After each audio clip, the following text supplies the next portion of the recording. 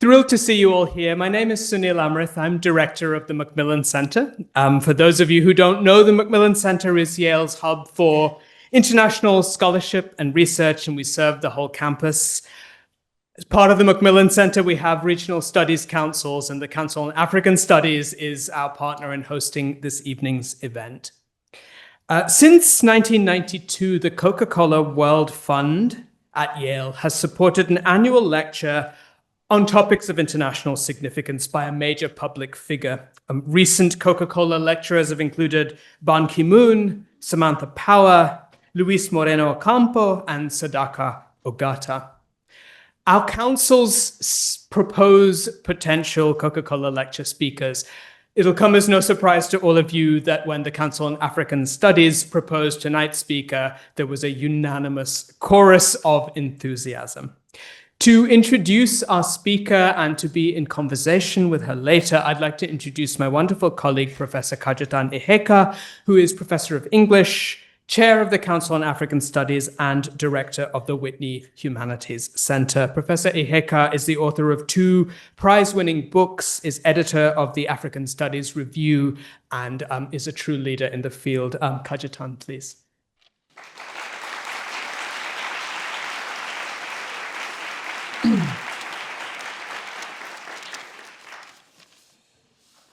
Everybody good?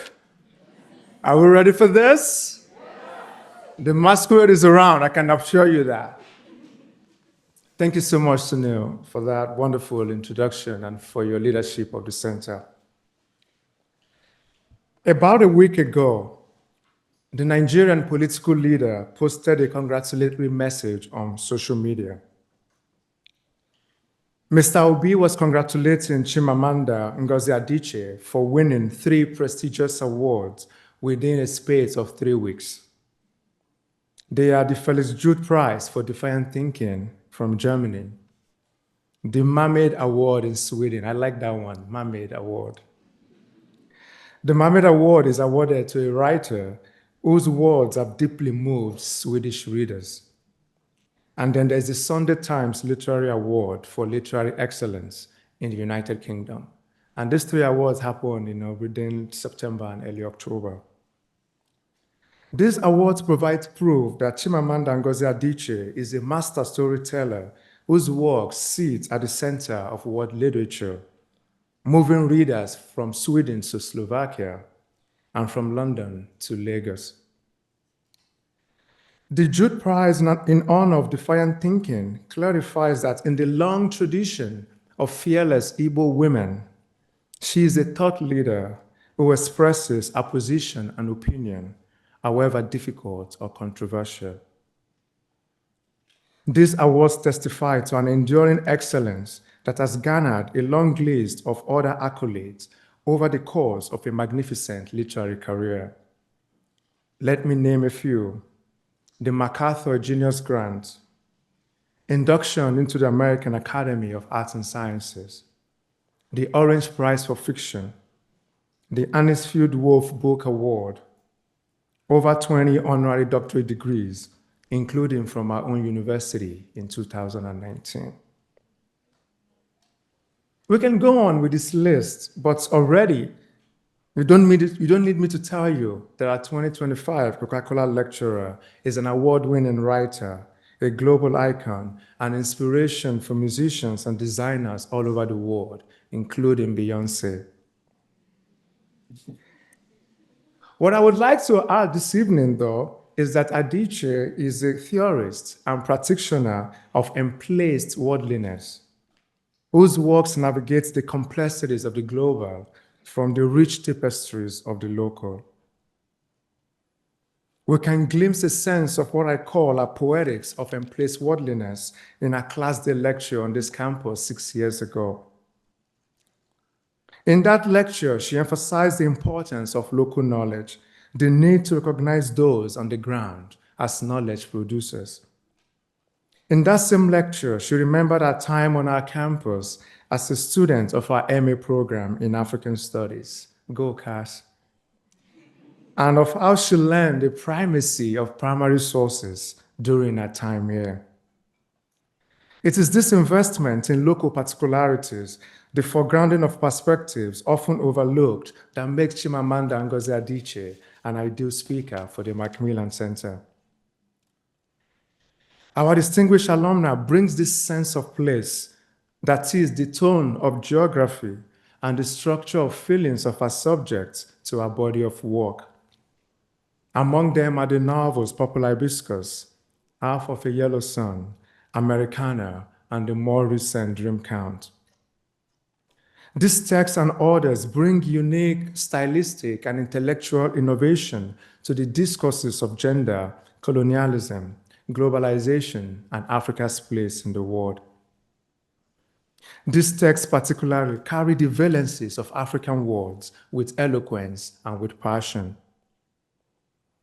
In our renditions of African sensibilities, our guest is committed to the location of dignity and beauty there. I am reminded of one moment in Americanah when Obinze is about to be deported from England, a moment that resonates with the vulnerabilities of migrants across the world today.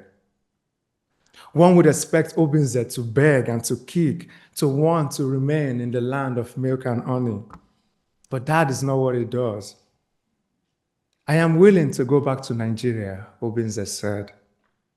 The novel continues, and I quote, "The last shard of his dignity was like a wrapper slipping off that he was desperate to retire." Close quote. It wasn't desperate to stay. Desperation here comes from the risk of losing dignity. These words from Adichie's novel enrobe Obinze and Nigeria with dignity, rendering the African space as not only a site of perpetual departure, but also as a place of return, as home. Reversing the outward flow of migrants from the continent, Obinze and the novel's protagonist, Ifemelu, return to Nigeria, despite the challenges of the post-colonial state. Dignity, but also beauty, are the components of emplaced worldliness in Adichie's writings. A beauty that is locatable, for instance, in the Igbo names of Adichie's characters, with their semantic and ethical richness. Think of Olanna, father's treasure, father's jewel in Half of a Yellow Sun. In Americanah, we get Ifemelu, Ifemelu Namma, the one made in beauty, produced in good times and in a good place. What is in a name? To take Ifemelu seriously is to see our creator's calibration of the place of our making, a Nigerian birthplace, as a site of beauty, as a space of light. And then, of course, we have the women in the most recent Dream Count: Chiamaka, Zikora, Omelogo, Kadiatu. Adichie's naming practice is such that makes you long for one more child, for a daughter, and then you remember that children are expensive and that they're a lot of work. But more seriously, though, these names capture the dreams and aspirations of African peoples, insisting on their dignity and beauty. As our eminent speaker reminds us in Dream Count, every writer makes a choice in depicting a place, an objectified look or a dignified one. One of the achievements of Chimamanda Adichie's career is to again and again look at us and our environment as dignified spaces worthy of literary commemoration. Our fiction and nonfiction makes legible and legitimizes the margin and marginal people, transfiguring them into substantive matter worthy of literary celebration. In December 2022, our Coca-Cola lecturer added another honor, and I'm wrapping up, I promise. She was then crowned a chief by a community in Anambra State, Nigeria, with the title Odeluwa Aba, another beautiful and dignified name. Odeluwa means one who writes for the world. Odeluwa Aba confirms that this writer of the world writes from a place, from Aba, from Nigeria, from Africa. And we owe our gratitude for the relentless human portrait.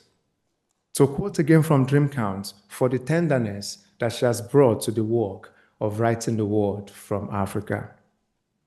Colleagues, guests, and our students, please join me in welcoming back home to the Macmillan Center, Odeluwa, Chief Chimamanda Ngozi Adichie.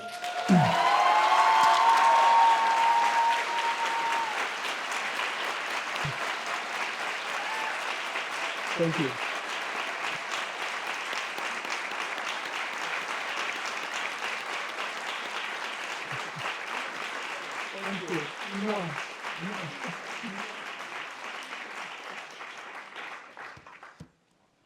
Hello. Hello, everyone. Are you happy? I am. I'm very happy to be here. And that was such a lovely introduction, really. And there's a part of the speech where I quarrel with the academic study of African literature. But having listened to that introduction, I think I'm not going to read that part of the speech because because what Kajetan has done is that he's really just made me realize how wrong and outdated I am in my perception of how African literature is studied. And so I thank you so much for that focus on dignity and beauty. I thank you. And I think it's such an important way to think about African literature, and not just my work, but really in general, writing by African writers, because for so long, our literatures have not been thought of in those ways. And so when I get to that part of the lecture, I'll let you know, and I'll decide how much of it to still say. But it's nice to be back. I was a graduate student here years ago. I hadn't realized how long until I did the math. And then I thought, my God, I'm old. And also things have changed. But I did want to, before I start, just say that I had a wonderful professor and advisor, Anne Bierstika, when I was here. And I did not know that Anne had passed away, and only learned about it yesterday. And so I felt deeply sad. And I just want to acknowledge what a wonderful teacher and a lovely human being Anne was, and may her soul rest in peace. I knew very early on in life that I did not want the things I was supposed to want. I also knew that I wanted to write. Both, I think, are connected. The urge to create and the unconscious rejection of the status quo. I want to speak today about writing stories, about writing and about stories, and about being an African writer in the world.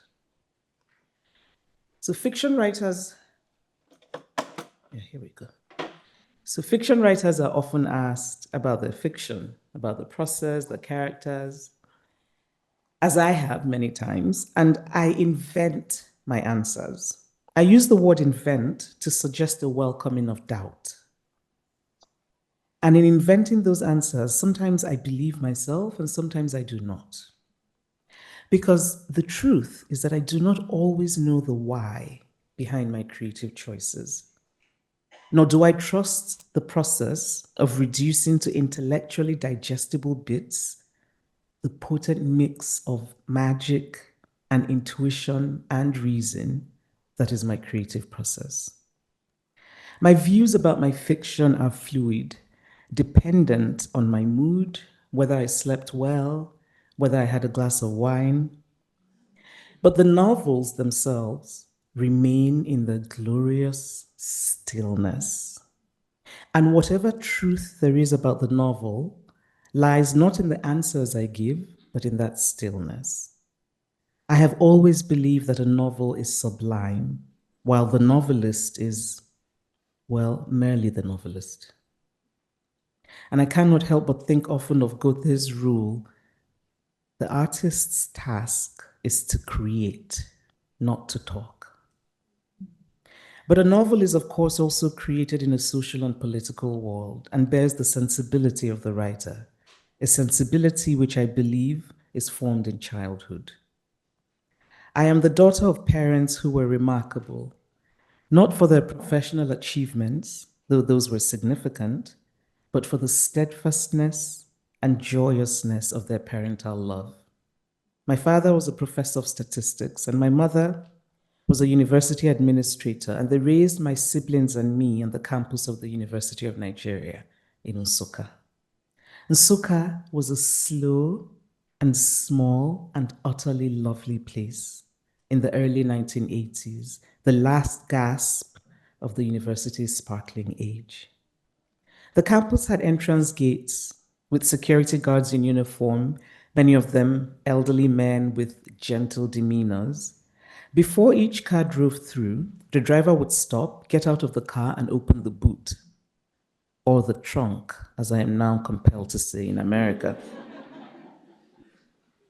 Checking cars as they left the campus was really a ritual and a symbol of apartness and specialness, a reminder that the campus was not part of the larger town. It was a world of its own, safe and gently superior, with its own churches, one Catholic, one Protestant, a children's library, a medical center, a staff primary school, a swimming pool, a tennis court. And when the general electricity was cut off, the campus generators came on. This was the kingdom of my childhood. It was a happy childhood, but I'm not sure I knew at the time that it was a happy childhood. It seems to me that we often recognize happiness only in retrospect. Or maybe a happy child just goes through life too busy being happy to think of being happy. Childhood creates our worldview. My father died in June of 2020, and my mother, shockingly, painfully, only months later on my father's birthday, March 1st. Nothing has left me as shaken and as broken. It has brought to me a new definition of childhood, a time when I thought my loving parents would always be there. The writer Isabel Allende, who writes very wise and deeply felt fiction, once said, "I was such a sullen, angry, sad kid." I'm sure there are writers who have had happy childhoods, but what are they going to write about? No ghosts, no fear? What are we going to write about indeed, those writers with happy childhoods? It is not so much that we would have nothing to write about, I think, as it is that we might approach our writing differently. It is not the absence of ghosts or fear, but that the preeminent impression of childhood is not ghosts and fear. That someone was there to hush you through the fear and clip the wings of the ghosts. And because the ghosts were conquerable, you hold your pen differently. When I was 5, my father was appointed Deputy Vice Chancellor of the university and was assigned a new house on campus. And so we moved from number 13 in Banefu Street to number 305 Margaret Cartwright Avenue. I remember the house as it was then, a light blue 2-story house in an expansive compound, the green hedge of whistling pine, the row of purple bougainvillea, the white lilies that shrank and died each harmattan and then magically flowered again when the rains came. The yellow roses by my mother's garage, the trees in the back, avocado, cashew, mango, and the tall, lonely oil palm. I remember playing badminton with my brothers on the lawn. We used a rope as our net and then argued interminably about whether the shuttle had gone over or under. I remember the frangipani tree that we climbed and from which I once fell, a fall that left a mark on my arm. And because I am spatially challenged, it is the mark that I now use to tell my left from my right. It's true. I remember that the guava tree had a kind of elegant slouch to its branches, and it was on its thickened stem that the fluffy white chickens bought in the market were tied before our house help killed them for Sunday lunch. I remember riding my bicycle up and down the slope of Margaret Cartwright Avenue. All the other children loved going downhill, but I hated the loss of control. And so I went, not fast and thrilled as they did, but slowly, carefully cradling the bicycle's brakes. I remember the disgustingly flat, oversized cockroaches that crawled in with the rainy season and smelled utterly horrible. We called them American cockroaches. They were not the usual smaller Nigerian cockroaches, and I'm not sure why they were called American cockroaches, but perhaps it is not unreasonable to label as American anything that is larger than normal. I remember our gardener, whose name was Jomo, watering the plants with a metal watering can, and my brother, Oke, following him around, listening to Jomo's stories. One day, Jomo told Oke a story different from his usual animal tales. He said his eyes had once been red, bright red, because he had fought in the Nigeria-Biafra War and had killed people, and the blood of those he killed had stained his eyes. But after the war, he did a cleansing ritual where he swore that he had not killed any innocent people, and right afterwards, his eyes lost the redness. My brother must have been about 10 and I about 7, but the story stayed with me, strange and dark, and also somehow redeeming. Many years later, I wrote my novel about the Nigerian-Biafra War, Half of a Yellow Sun. There is a character in the novel called Jomo, who is Jomo and also not Jomo. Just as when I am writing fiction, I am me and also not. Proust has famously written about the novelist's different selves, how the self that writes fiction is different from the everyday self who goes shopping and eats and goes for a walk. I am different when I write fiction, not entirely unhinged from my other self, of course, but different still. A kind of heightened, liquid, suspended state of being, cerebral, but also deeply intuitive, spiritual even. An ancestral bequest, an ancient condition. With a writing process like mine, it is difficult not to believe in, or at least engage with, faith. For to write as I do is to be acquainted with the possibility of mystery, of the unknown and the unknowable. In writing fiction, I surprise myself just as characters surprise me. The writer Elizabeth Bowen said that writers do not create characters, but have to find them because they pre-exist, an idea that appeals to me. Sometimes when I talk about a character surprising me in the course of my writing, I am met with suspicion, understandable suspicion. What do you mean the character surprised you? I mean, you wrote the bloody book. But in this case, I do truly believe myself. I believe myself too when I say this. I did not choose writing. Writing chose me. Nobody has expressed my relationship to my writing as perfectly as Zadie Smith did in a lecture while speaking of her own relationship with her writing, and so I will quote her. I experienced writing as a permanent emergency state, believing if I devoted time to anything else, I would run out of time and then not have the time to write what I felt I had to write. But why this urgency exactly? Nobody asked me to write. I have to resort to a medieval and unfashionable word, vocation. I felt writing was my vocation. That's where the quote ends. Vocation, an old-fashioned word indeed, but no less accurate for being old-fashioned. I do not know a time when I was not drawn to story, to human emotion, to human motivation, to dreaming and thinking, to watching and to seeing. This is all I have ever known, this longing, this sense of being always one step removed, one step apart and watching the world. Writing's grip on the emotional boundaries of my life is inflexible. Without it, my sense of who I am would shrink almost to nothing. If I did not have the good fortune I have today to be published and to be read, for which I'm very grateful, I would be somewhere unknown, but writing. I have this memory from childhood. I'm sitting in the backseat of my mother's car as we drove to the market, and I'm looking out of the window, and suddenly I feel an intense pang of melancholy, because what I saw through the window as we drove were stories, so many stories, and I knew that I would not be able to tell them all.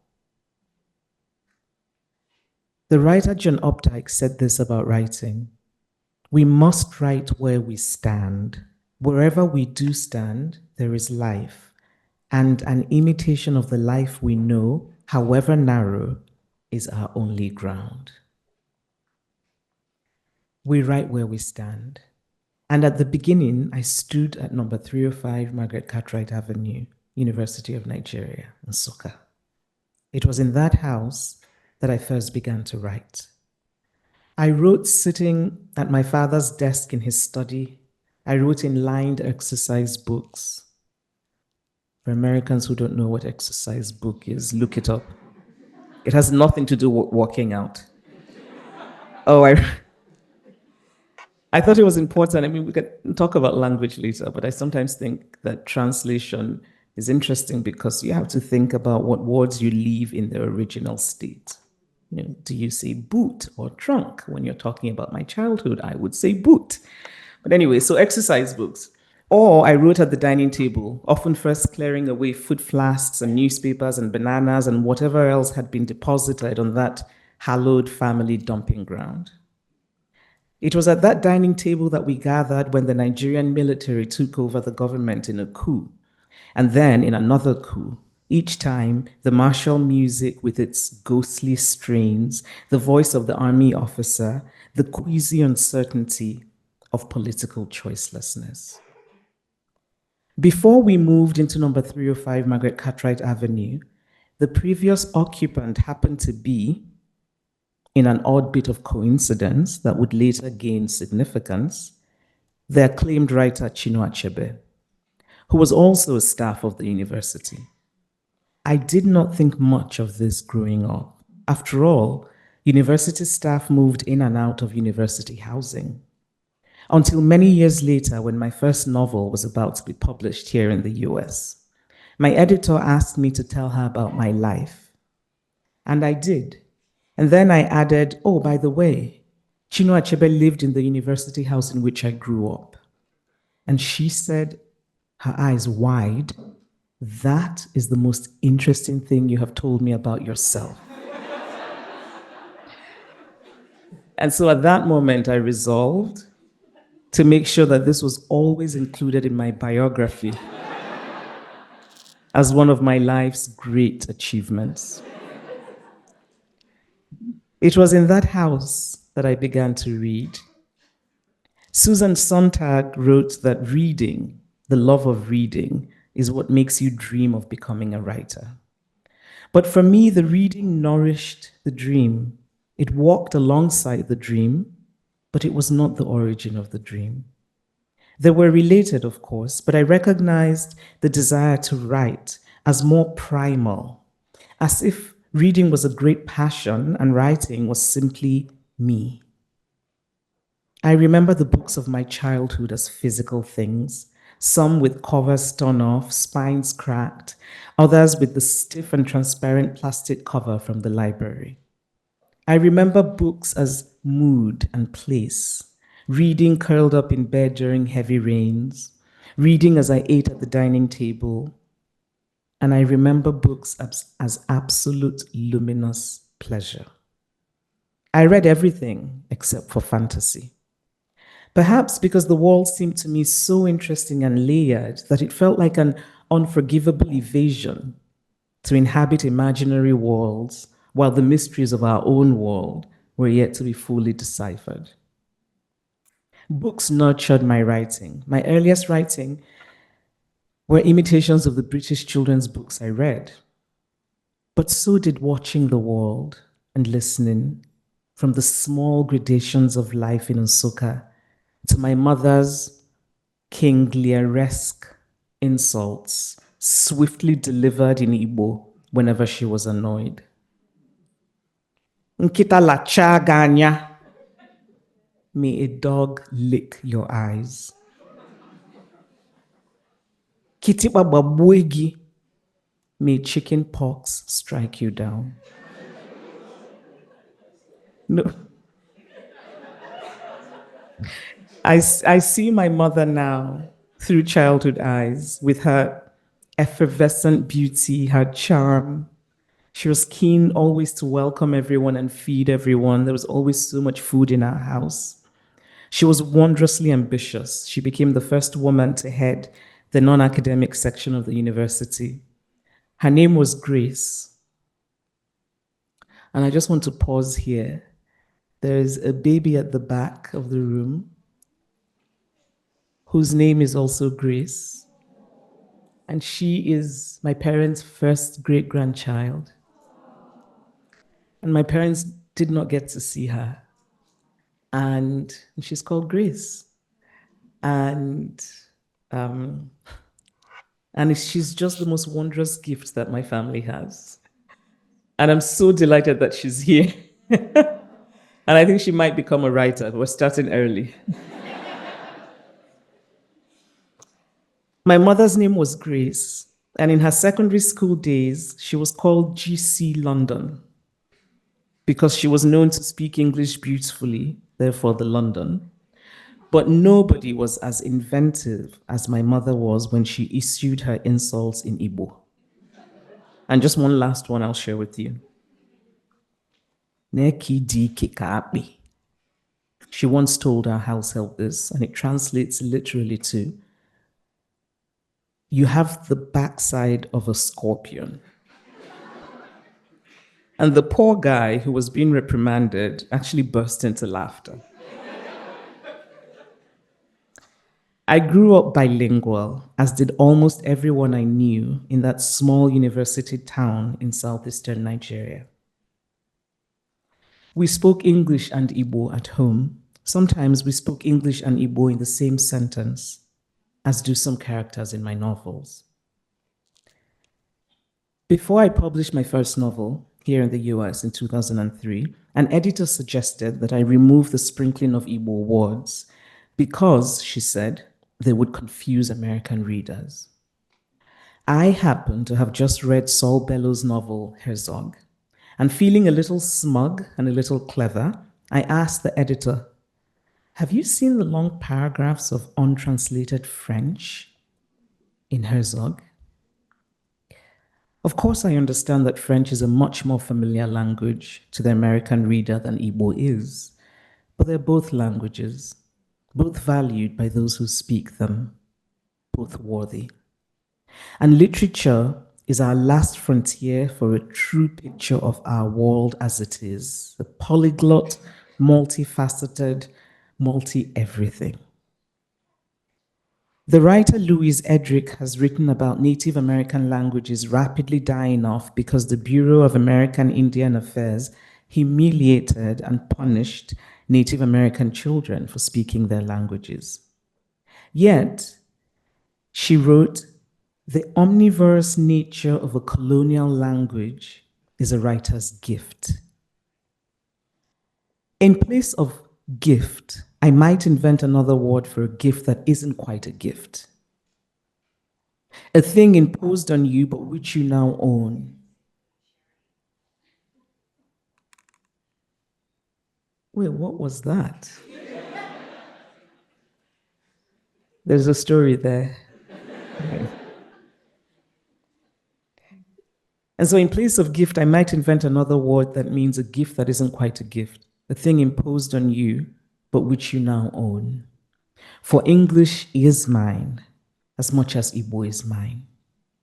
I write in English because English is the only language in which I can write, which in turn is because the language of education in Nigeria is English. In primary school, we were not allowed to speak Igbo in class. It was called speaking in the vernacular.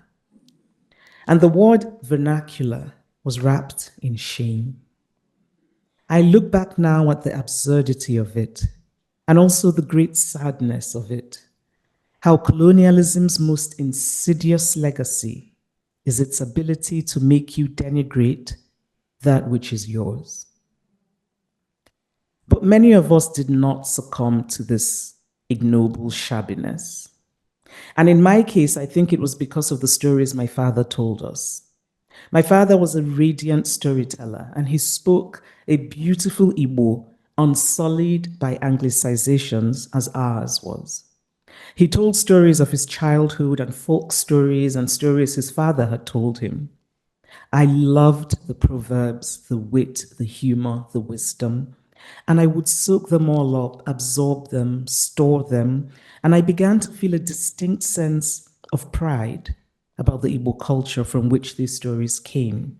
Pride at my good fortune to have come from a wise and humorous and enterprising and just people. An almost epic sense of personal history, which caused me to assume my place in the world as unquestioned, just naturally so. As a child, I may not have questioned my place in the world, but I asked many questions of the world. I was educated in a Nigerian system in which questioning was not necessarily rewarded. In secondary school, I always got straight A's, which would have pleased any parent. But each last day of term, my stomach would tighten with anxiety because my teachers often wrote comments about what they termed my lack of respect, which invariably led to stern parental talks. Lack of respect was really my roving, restless curiosity, my delight in intellectual argument, my refusal to accept easy answers, my reluctance to perform a certain kind of exaggerated deference. I see now, looking back, that I could very well have been an annoying child. And yet, I wish the adults who had formal authority over me had known how to guide my questioning. Many of my questions were about religion, or more specifically about the Catholic Church, because I was raised Roman Catholic. And I was immersed from birth into a life of religious ritual. We went to Mass every Sunday, all dressed up. And after Mass, we drove to town to buy newspapers and snacks. I was drawn to the rituals of Mass, of benediction, of confession. How could a creative child not be? The rich dramatic potential, the mix of pathos and hope. Paschal Mass at Easter stands out in my memory. So many people gathered together outside at night, holding their candles high.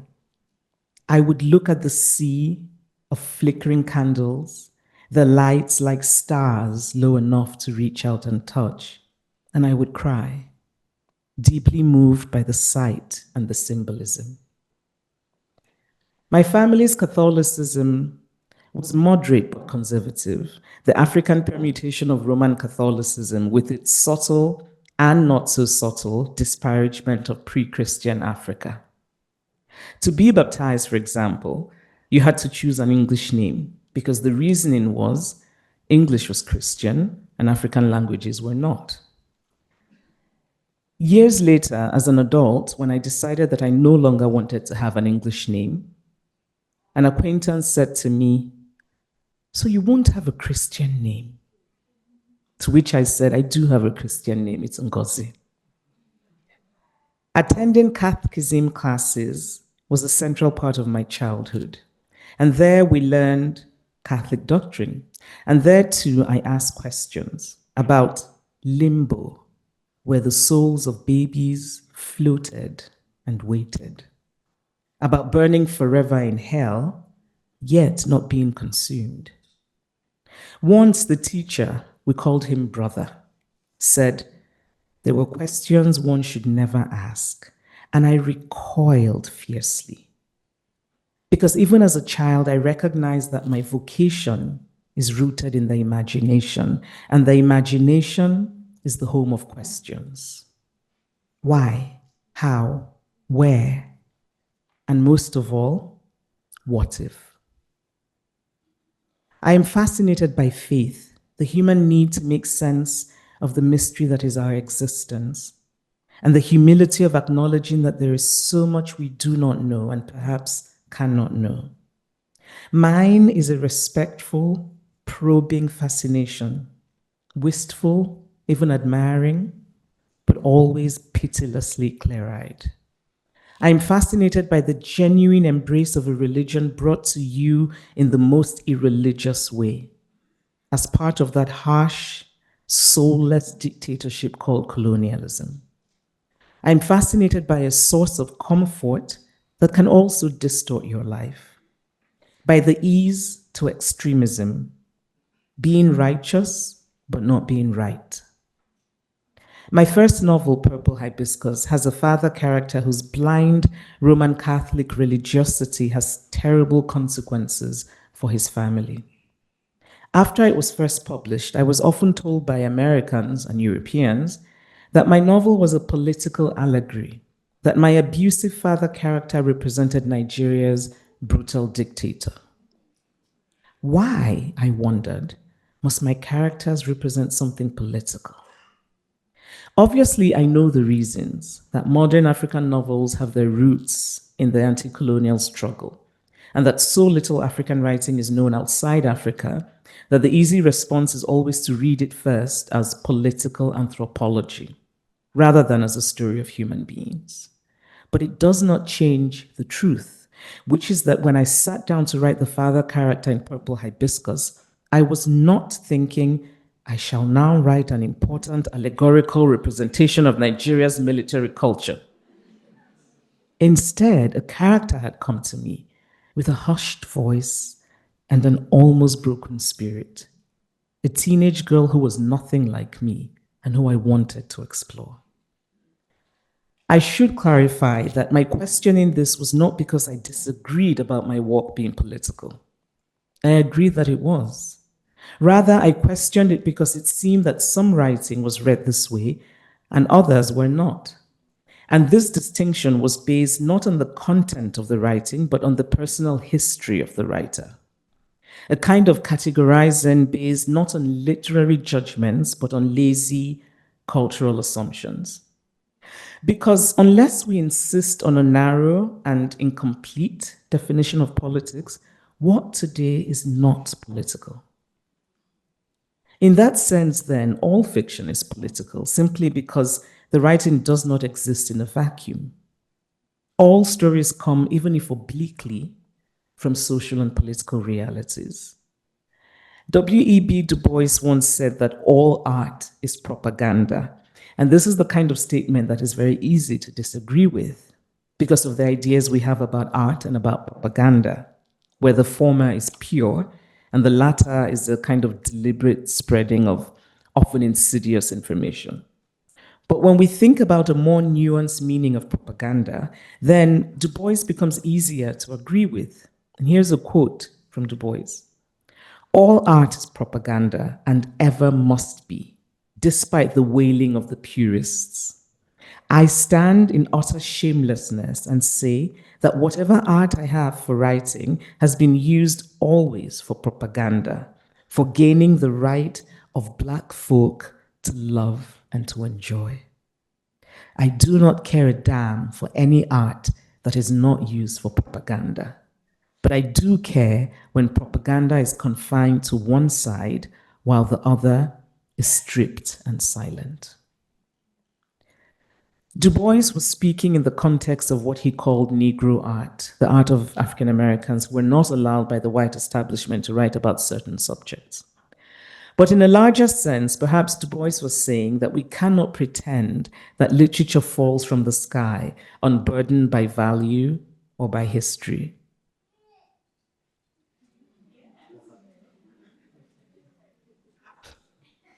She agrees. When I read English writers I admire, such as Graham Greene and Virginia Woolf, I am being delighted and entertained, but I'm also learning of a certain sensibility, a certain Englishness. And yet, it would not be the instinct of the average reader to think of such writers as political. And so my prickliness on this issue is based on my belief that, as Horace wrote, the goal of literature is to instruct and delight. and we must allow African literature to do both. When I'm at book events, so this is the part of the speech that I might have to change now, but I think I'll say it anyway, and then I'll revise it. So at book events, I can always tell who is studying African literature from their questions.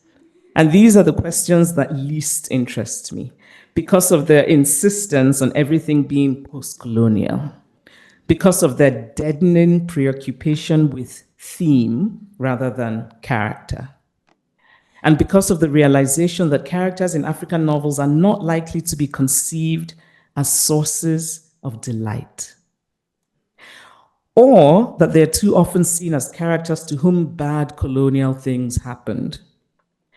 Bad colonial things did happen, indeed, are still happening. And yet, I long for my characters to be seen, as Toni Morrison said of her characters, as characters who are unavailable to pity. This tendency to read African literature as anthropology or as political allegory fills me with a kind of wistful resentment, especially when I hear students speak of their favorite of Louisa May Alcott's women, or which of Jane Austen's characters were really badass. But I'm now going to revise it because Kajatan has made me rethink my single story of literature programs. And again, I really want to thank you. I do think that his words represent a change. I'm sure I'm outdated, but at least 15 years ago, this was the norm, 10 years ago even. And I would often be frustrated at not being asked about love and despair and human motivation and all of those complicated human things. I was so sick of being told that somehow my characters were about dictatorship or whatever the hell else. And so in addition to politics and anthropology, I have discovered that part of being an African writer in the world is to be expected also to be an activist. I've often been told, of course, you must write about the political situation in your country.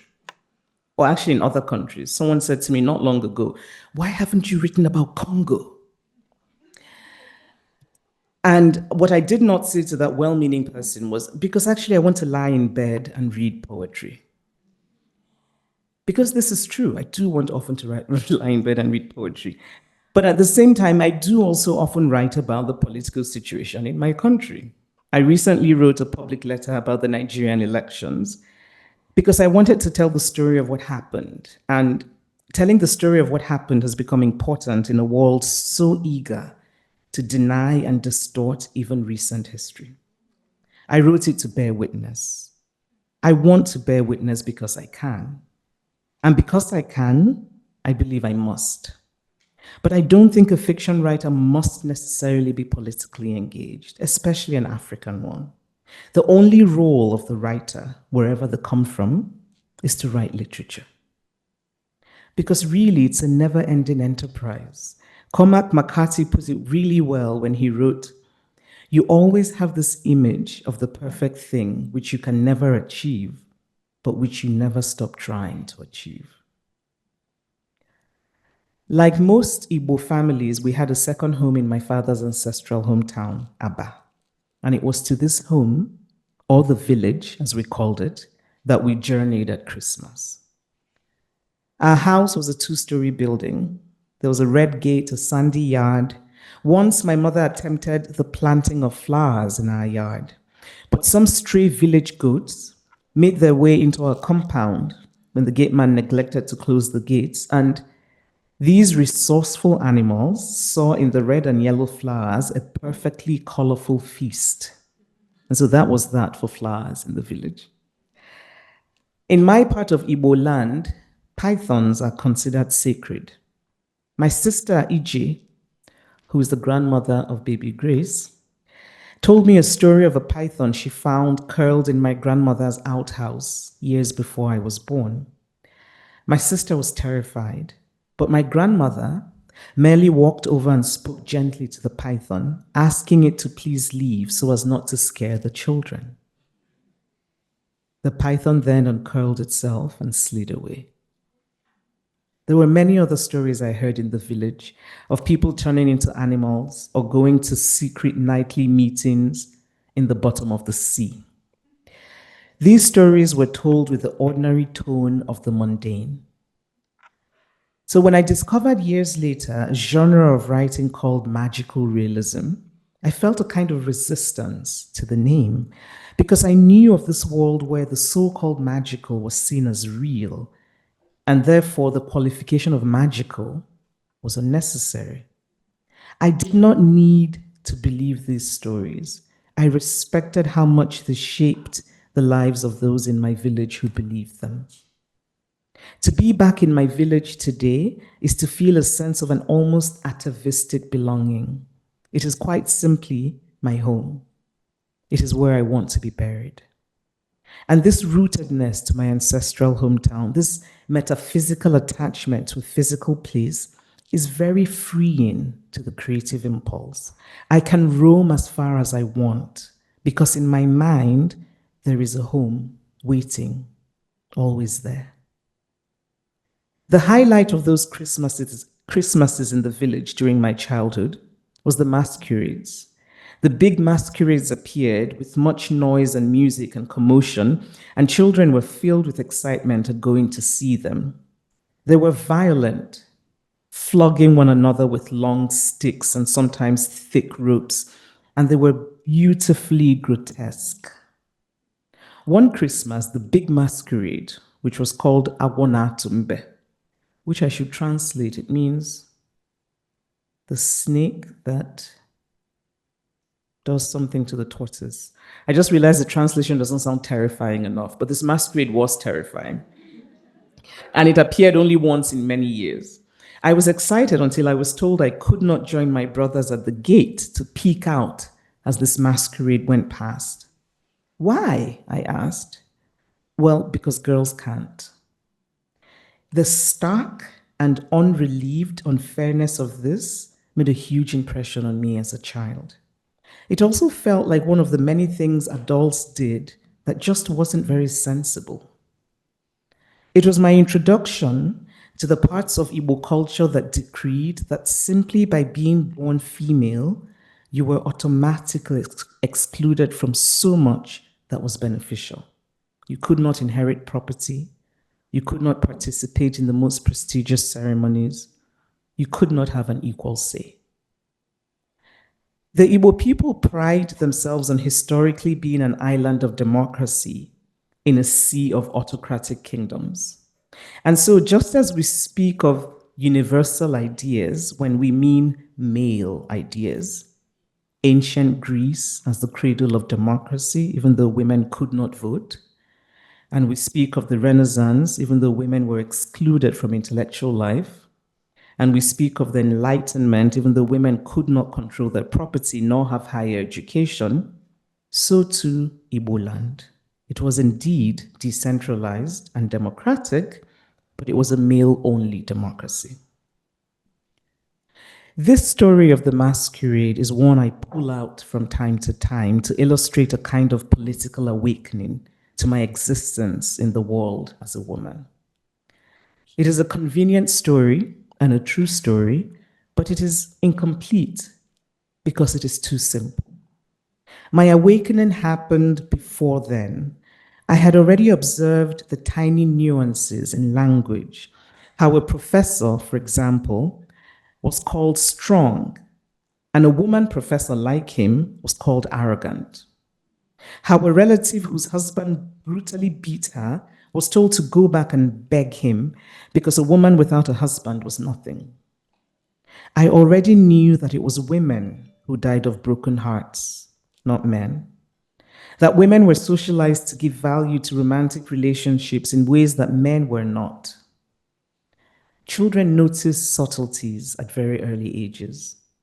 I did not, of course, have the language for what I sensed and saw, and it was years before I came to know that word feminism, which for me is a way of dreaming of a more just world. that great African icon, Thomas Sankara, said, "The revolution and women's liberation go together. We do not talk of women's emancipation as an act of charity or out of a surge of human compassion. It is a basic necessity for the revolution to triumph." And for me, in place of revolution, I like to insert other words like progress, justice, or even peace. And I wish that African leaders today would read Thomas Sankara. But for all of my enduring dedication to feminism, I recoil whenever I am described as a feminist writer. I am not a feminist writer. I am a writer who is also a feminist. To add the label of a movement before the word writer is to take a rusty, jagged knife and hack at the sublime. We should have political causes close to our hearts. Our work will engage with those causes because they are part of our lives. But to give its name to our vocation is to suggest something coarse, an expectation of ideological correctness. And novels should never be ideologically correct because life is never ideologically correct. Novels should be true, and truth is messy. Truth often has corners filled with contradiction. A story is a very powerful thing. Stories can take away dignity, but stories can also restore dignity. Stories shape politics and perception. I cannot tell you how many times I've been told by people from different parts of the world after reading my novels that they finally started to see Nigeria, really see Nigeria. After my second novel, Half of a Yellow Sun, was published, I was stunned by how many people embraced it as their own personal history, those who had experienced the Nigerian Biafran War. At my readings, women would start to cry and say, "Thank you for telling the story and for finally making it possible to tell my family what I went through." Men would get choked up talking about how they had been conscripted as boys. Young people would get emotional talking about how they finally understood their parents. I will never forget how moved I was to read many years ago. Nelson Mandela described Chinua Achebe's novel, Things Fall Apart. He called it the book in whose presence the prison walls came down. In this way, literature becomes more than itself. Today, African children go to elite boarding schools and learn about Greek mythology. But what is the difference between Persephone, the Greek goddess of planting seeds, and Allah, the Igbo goddess of land? It is merely that one story has been told well and the other has not. It is through stories that we can turn our myths into memory. I'm reminded of a conversation I eavesdropped on. I do this all the time. I really recommend, if there's anybody here who's thinking about starting to write fiction, and I encourage anyone who's even thinking about it to write. We need many stories. But if you're thinking about writing fiction, I really recommend eavesdropping. This is how you learn the cadence of language. And cafes are really the best venues for this. But I did eavesdrop in a conversation, and a person, an African, not a Nigerian, was talking about somebody who had said there are no skyscrapers in major African cities. And this person got very upset and said, "There's skyscrapers in Nairobi and in Lagos." And I remember listening to that and thinking, the problem with this is that somehow this African had accepted that skyscrapers should be the basis on which to measure development.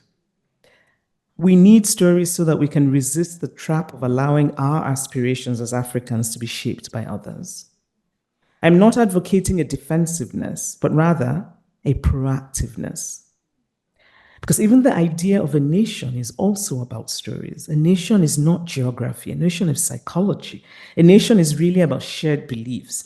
A nation without a strong sense of itself cannot thrive. And so we need stories in order to know ourselves. There is rage at the heart of creativity. I experience this sometimes as a simmering, low-burning presence, and other times as a struggle to resist despair. But there is also hope, and it comes from the possibility of what stories can achieve. And I have always believed that there is nothing more essential for the human spirit than hope.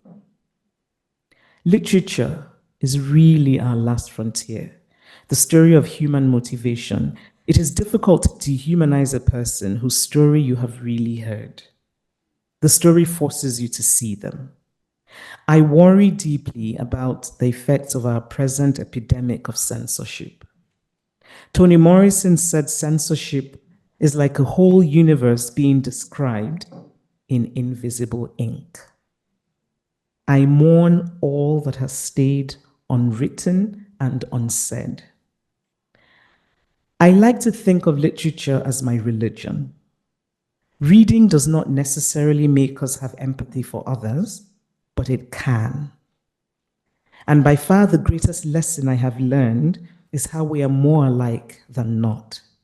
That we may show love differently, but we all love. That what matters to us may differ, but we all want to matter. That it is as important to extend grace as it is to expect grace. And that dignity is always as important as food. And I would like to end with some words from one of my favorite writers, the South African Bessie Head. When Bessie Head was asked the question, "Why do you write?"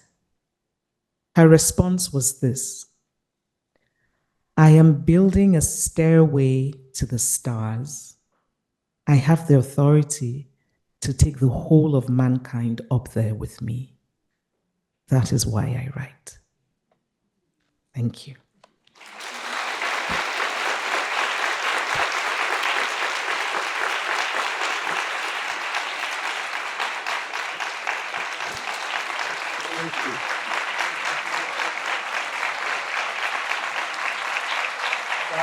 Thank you so much. Thank you. Thank you.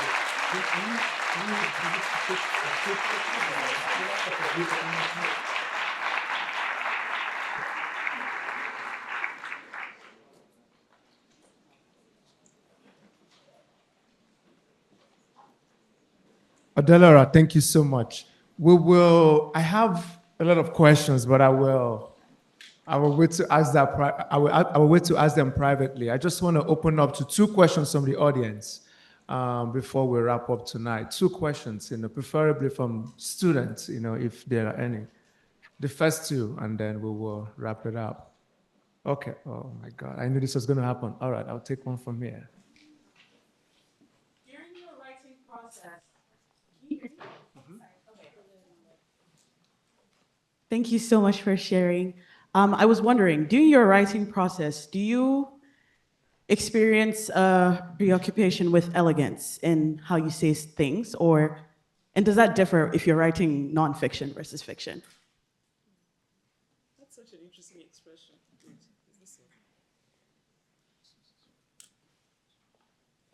That's such an interesting expression, preoccupation with elegance. You write, don't you? Yes. Yeah, based on that question, I'd like to read you. Do you write fiction or nonfiction? Nonfiction. None? It's interesting. Preoccupation with elegance. I think that preoccupation with elegance is a useful way to start. But I think at some point, and so to your question, yes. I think increasingly, and as a reader, I've always been drawn to writers who you can tell are preoccupied with elegance, that there are many ways to write one sentence, and that just putting effort into how the sentence is written as much as what you're trying to say with the sentence is important. And because I have, as I've become older and hopefully wiser, I've come to feel strongly about poetry being part of prose. So I read, when I'm writing fiction, I read poetry. I don't like to read fiction when I'm writing fiction. Partly because I'm worried about reading something I love and then somehow copying it. So I read a lot of poetry. But of course, to read poetry and writing fiction is really, I think, to be preoccupied with elegance. But with nonfiction, maybe not so much. And I should say, I mean, fiction is the love of my life. Nonfiction is something I do sometimes. So you can understand why I don't, I don't love it as much as fiction really is it's my vocation. And yes, the preoccupation with elegance is important to me.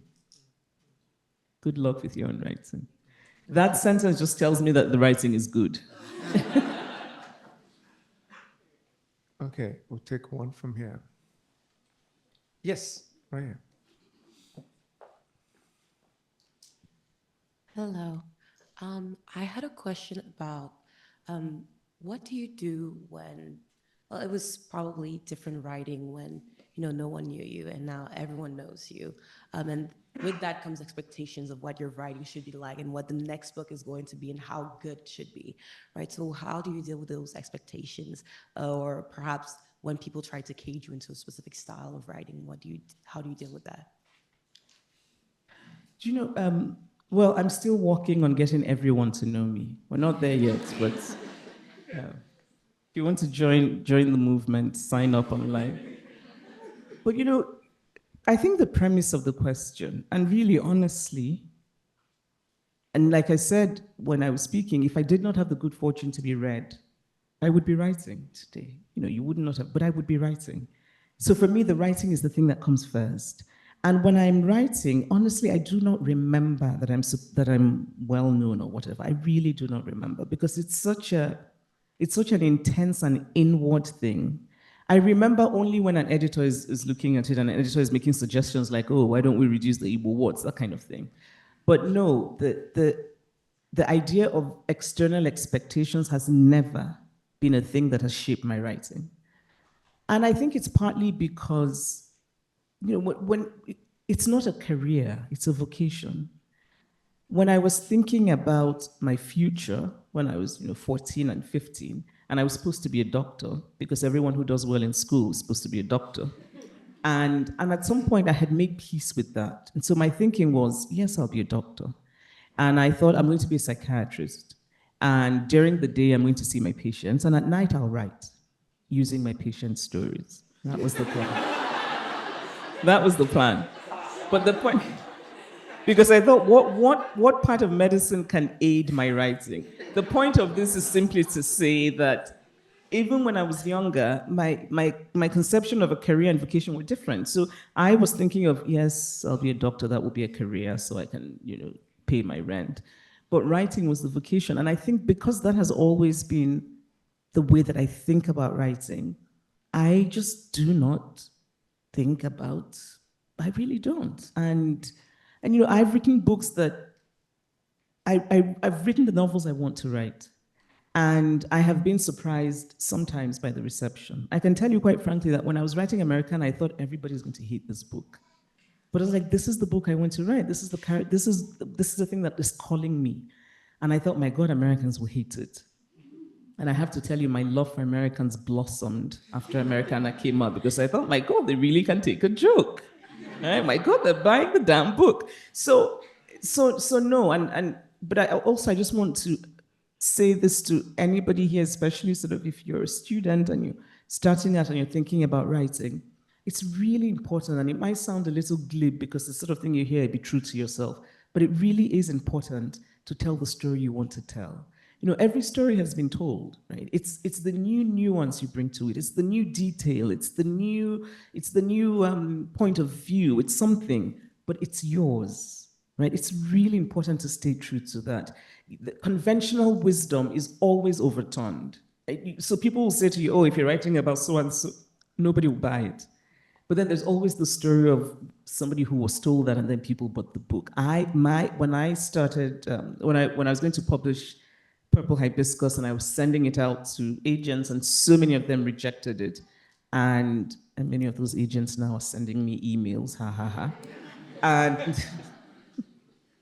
And and many of and they would say things to me like, you're writing about a place that nobody knows. And one said to me, it's not even the big city in Nigeria that you're writing about. And then they said to me, there's nobody like you, so we can't sell you because the publishing industry was and still is quite, there's a strange conservatism at the heart of the publishing industry. And it's a very risk-averse industry. And so often an editor wants to say, this writer is the new so-and-so. And so agents said to me, we can't sell you because there's nobody like you. And then an agent said, very helpfully, if you were Indian, I would say that you were the new Arundhati Roy. Because Arundhati Roy at the time had published a book that had done very well. And so this agent said to me, well, if you were Indian, I could say that, but you're not. And I thought, well, sorry, I'm not. But the point is, finally, an agent took me on, and this book that I had been told that nobody would buy, independent bookstores were hand-selling them, and it became an independent bestseller. And so I just think it's so important to say to anybody who's, and really any kind of creative work, like just do the thing that calls you. And conventional wisdom doesn't matter. I just think that creative work that's done in an authentic way will find a home. So really, I write what I want to write. And each novel that I finish, in my mind, I'm thinking they're going to hit it. But I think it's also my way of sort of preparing myself, right? So I say to myself, yeah, they'll hit it, but whatever, who cares? And then when they love it, it makes it doubly pleasurable. Adelu has been traveling, has been on the road, so we will let her get some rest. I would say, go get Dream Count. It's out there. Read the novel, but also there's an author's note at the end that I think is really fascinating for thinking about some of the things that have been said here, but also I want to say your theory of the novel, is coming through in the author's note. So please join me in thanking Adelu. Thank you so much for being here. Thank you.